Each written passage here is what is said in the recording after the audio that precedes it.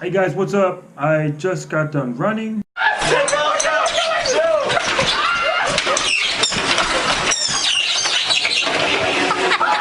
On the way back, I picked up a nice coffee, just finished it. I'm pretty wired, and let's talk more wood badge. Don't go nowhere.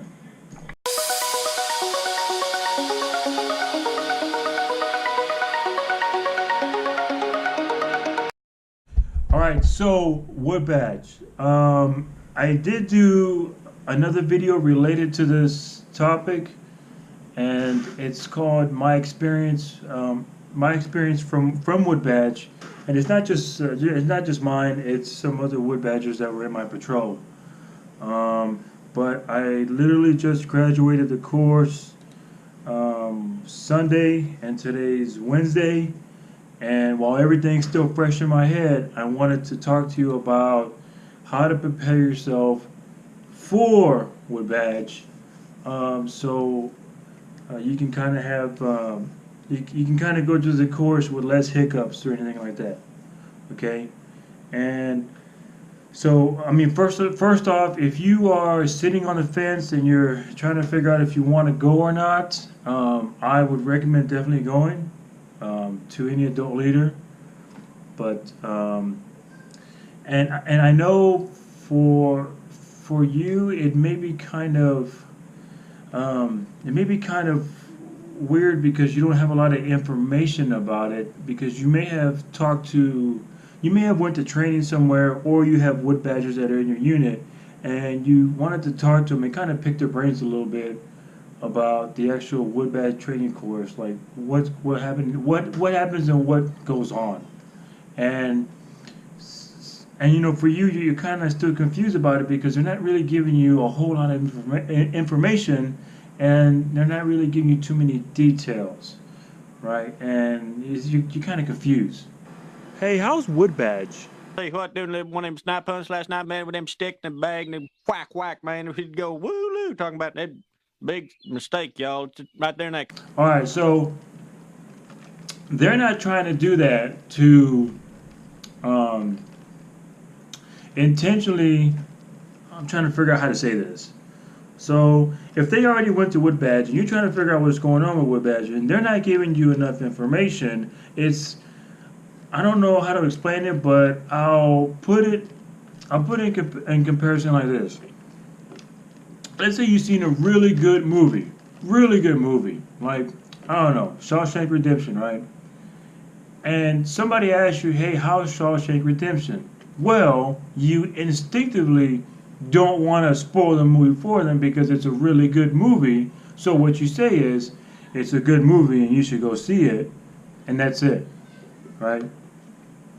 And it's kind of the same way with wood badge. We kind of, you know, when I went to the course, the staff didn't really say, hey, while you're here in wood badge, you are sworn to secrecy to all the training here, and none of it must go out to the public. But I mean, it's not like it's some kind of secret society or.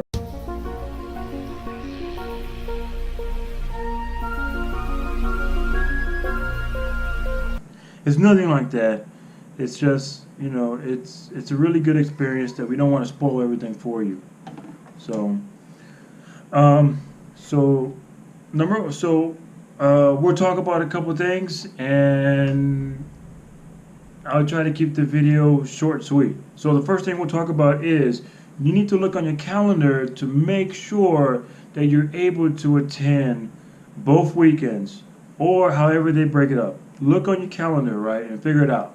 If you don't know when your next wood badge is happening, you can talk to some of the wood badgers that you may already know in your unit, because they may have the information, like they're still working on their ticket or something like that. Or you go to a round table, talk to your pack trainer, cup master, or you know, just try and ask around to your leadership and see when is the next wood badge. And then look at your schedule and see that you can go to all the training, because you can't miss any of the days. You cannot miss any of the days. You have to attend all the days of wood badge. So if you're thinking about going, look at the schedule and then make sure you can go. Um, the next thing, all right. So next thing we'll talk about is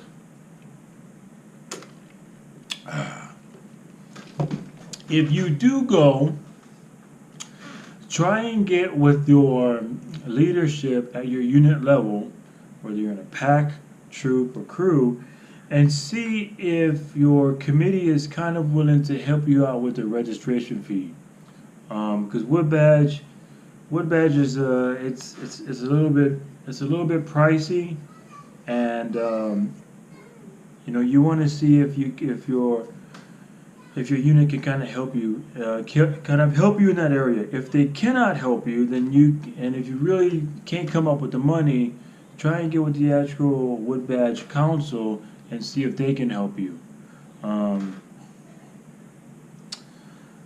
but the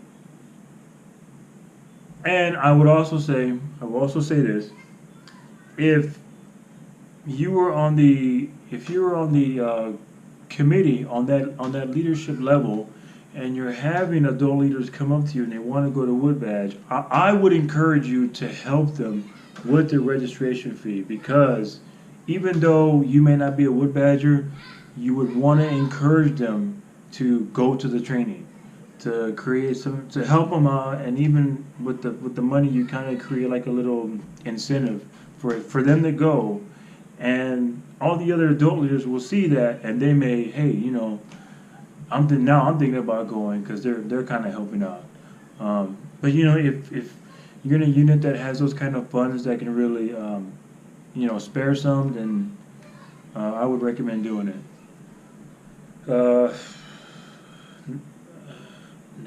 Next thing is the transportation.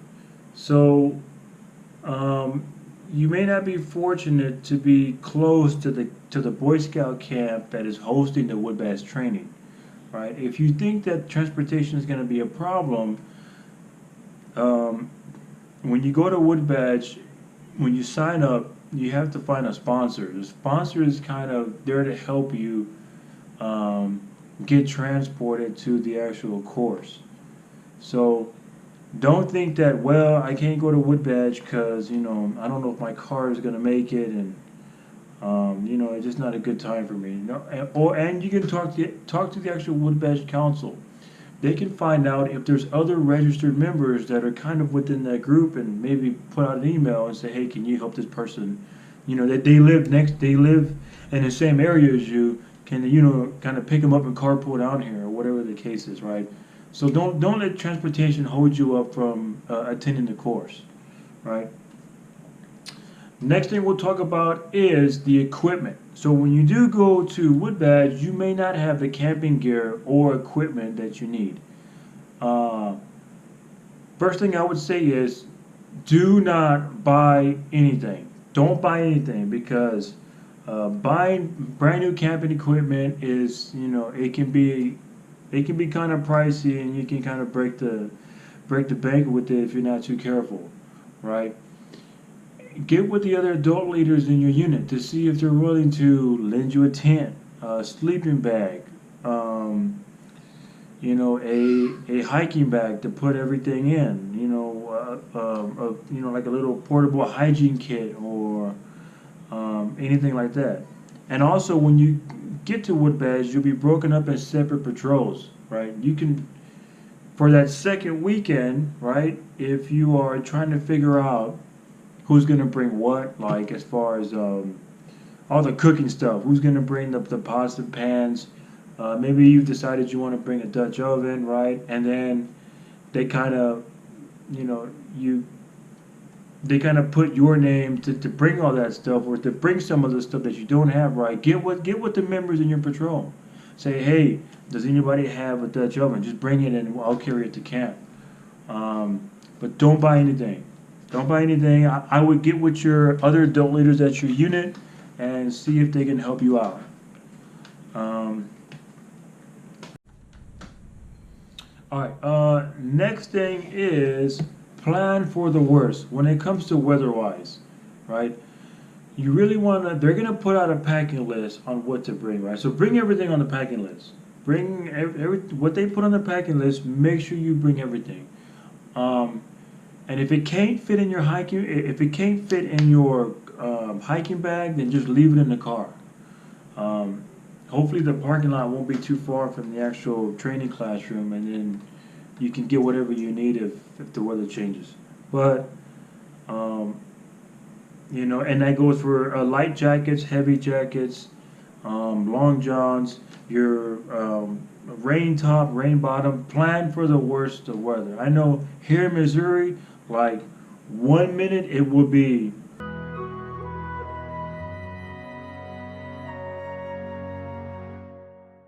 and then the next minute it will be. So you bring everything on the packing list and just plan for the worst as far as weather-wise. Okay. The next and last thing is we're going to talk about our tickets, right? So you kind of want to think of Wood Badge as 3 stages, right? The first stage is you're going to the training. Second stage is you're working your tickets, and then the third stage is you're getting the tickets approved and you're graduating from the program, right? From the actual program, okay? You and as far as your tickets come about, you want to make sure that you have this overall vision of how you can improve yourself or your youth at your unit or your other adult leaders, right? How can you impact on all levels, on all units, whether you're in a pack, troop, or crew, right? In other words, how are you going to leave a legacy, right? Leave a legacy. I think you might see that again if you go through the course, right? But anyway, and then when you do, there's going to be a whole class on how to work your tickets. So my thing is, be realistic with yourself. Be 100% realistic with yourself, and do what you know you can do, and then your troop guide will help you out in getting your tickets squared away. But I just want you to think about it before you go, because it doesn't make sense to go through the Wood Bass training and then when you get done, you're not going to do your tickets. Like you're still, once you complete a training, you're still. It's almost like you're not there yet. You haven't completed the Wood Badge program. You haven't. Those tickets are what gonna get you home. And it's not gonna be good. It's not gonna be good. Like you go through the training and then you wait to the last minute, or you find out your tickets are just not realistic, right? And then it just you kind of fall on your face, right? Like I said, I just wanted to do a real quick video while everything is fresh in my head from the course. If you have any questions, right, you can put them in the comments below, and we'll try and help you out. But other than that, I guess I'll see you guys later. I hope this video helped out. If it did, go ahead and give it a thumbs up. Don't forget to subscribe, and guys, I will see you later. And if you're a scout, happy scouting. Bye.